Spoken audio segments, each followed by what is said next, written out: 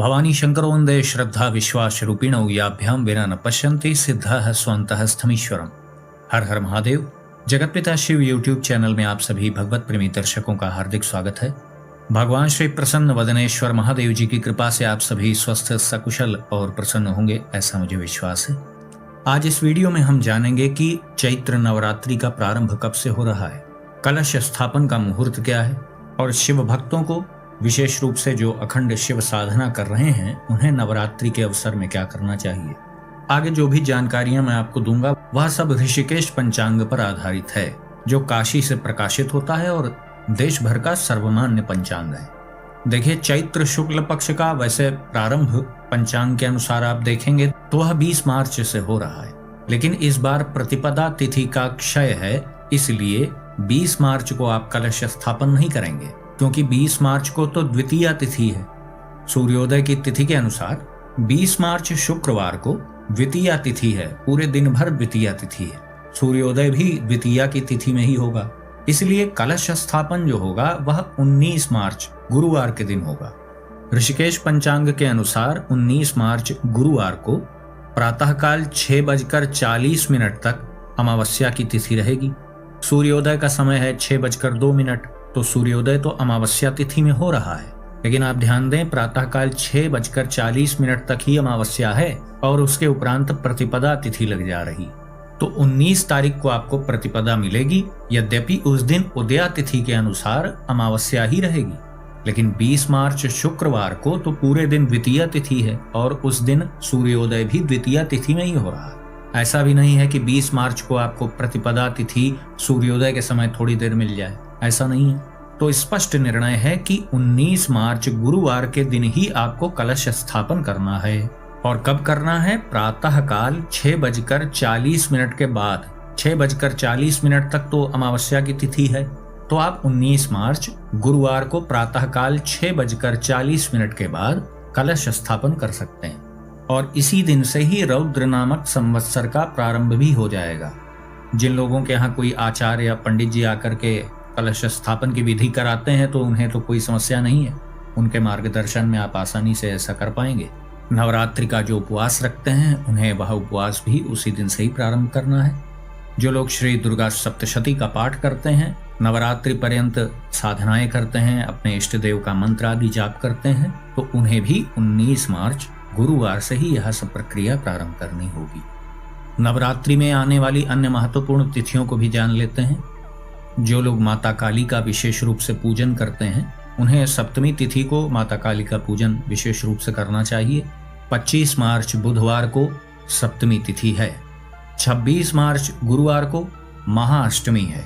जो लोग कन्या पूजन आदि करते हैं या माता जगदम्बा के निमित्त विशेष रूप से पूजन करते हैं, बहुत से लोगों के यहाँ महाअष्टमी के दिन भी हवन होता है, तो अपने अपने परंपरा के अनुसार आप लोग कर सकते हैं। 26 मार्च गुरुवार को महाअष्टमी रहेगी। 27 मार्च शुक्रवार को श्री रामनवमी है, यही महानवमी का दिन भी है। नवरात्रि का अंतिम दिन 27 मार्च शुक्रवार को रहेगा। दोपहर में जब मध्याह्न काल में कर्क लग्न आती है, उस समय कर्क लग्न में भगवान श्री राम प्रभु का जन्मोत्सव मनाया जाता है। जिनके यहाँ कोई पंडित जी या आचार्य आदि आकर के नवरात्रि का पूजन पाठ आदि संपन्न कराते हैं, वो निर्देशानुसार जैसा बताया जाता है वैसा कर लें। लेकिन जो लोग अपने से ही करना चाहते हैं, कलश स्थापन आदि की विधि जो लोग नहीं करते, कोई बड़ी प्रतिमा या कोई ऐसा माता जगदम्बा का घर में उन्होंने स्थान नहीं बनाया है, मतलब कहने का यह अर्थ है कि जो लोग कलश स्थापन नहीं करते फिर भी माता जगदम्बा के निमित्त वो क्या कर सकते हैं। जिनके इष्ट भगवान शिव जी हों या अन्य किसी भी देवी देवता के स्वरूप को वो अपना इष्ट मानता है, लेकिन नवरात्रि में माता जगदम्बा के निमित्त भी कुछ सेवा करना चाहता है, तो वो क्या करे। ऐसे बहुत से लोग हैं जिनके यहाँ नवरात्रि में कलश स्थापन नहीं होता है, तो वो लोग सामान्य रूप से अपने पूजा स्थल में अच्छे से साफ सफाई करके श्रृंगार आदि करके, यदि माँ जगदम्बा का चित्र हो, प्रतिमा हो, कोई भी विग्रह हो, तो उसमें पूजन कर सकते हैं। माता जगदम्बा को जो प्रिय वस्तुएं हैं वह आपको अवश्य अर्पित करनी चाहिए। लाल पुष्प माता जगदम्बा को अति प्रिय है, और एक पुष्प है गुड़हल का पुष्प, जिसे इंग्लिश में हिबिस्कस कहते हैं।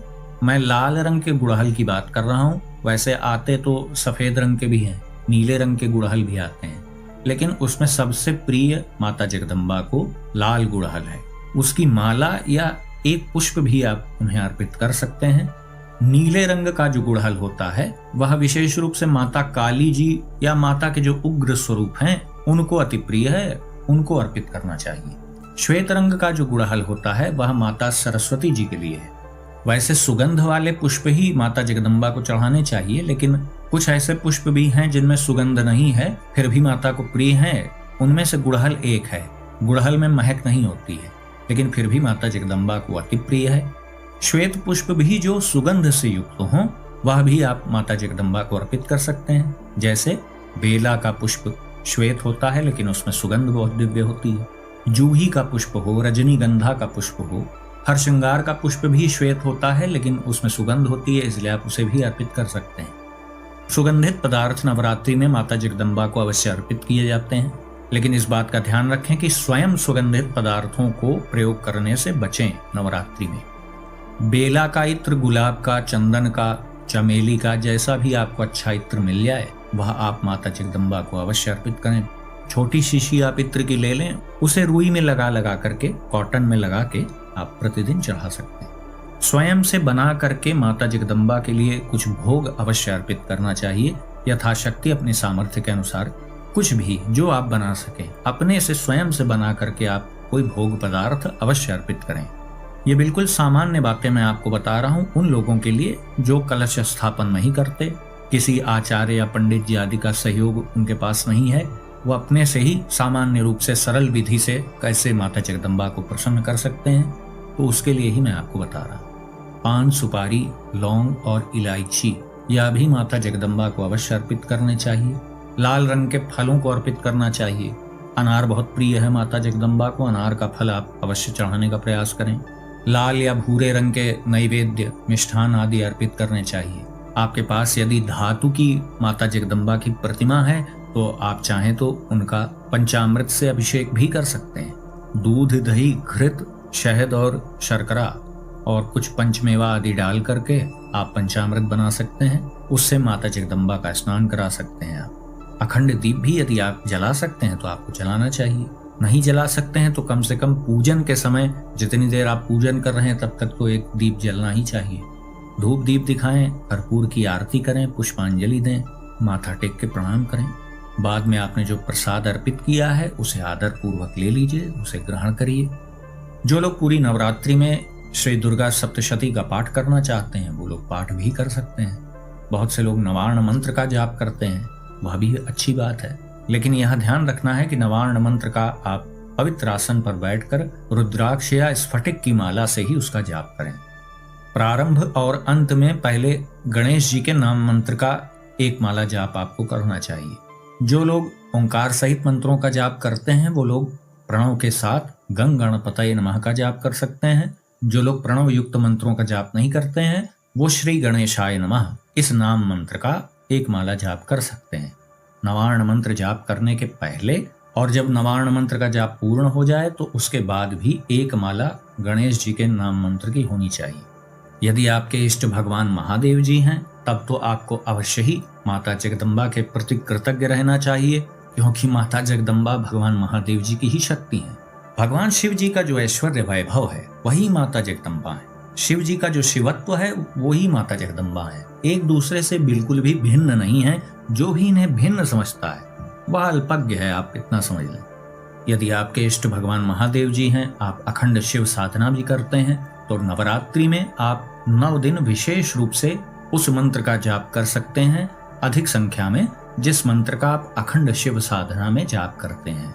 अधिकांशतः लोग उसमें शिव पंचाक्षरी या शिव जी का षडाक्षरी मंत्र जाप करते हैं, तो आप इसी मंत्र को जिसका आप प्रतिदिन अखंड शिव साधना में जाप करते हैं उसका नवरात्रि में विशेष रूप से आप जाप कर सकते हैं। यदि कोई भौतिक मनोकामना पूर्ति आदि के लिए आप कोई मंत्र जाप या कोई पाठ कर रहे हैं तो उसको करने के पूर्व आप संकल्प अवश्य ले लें।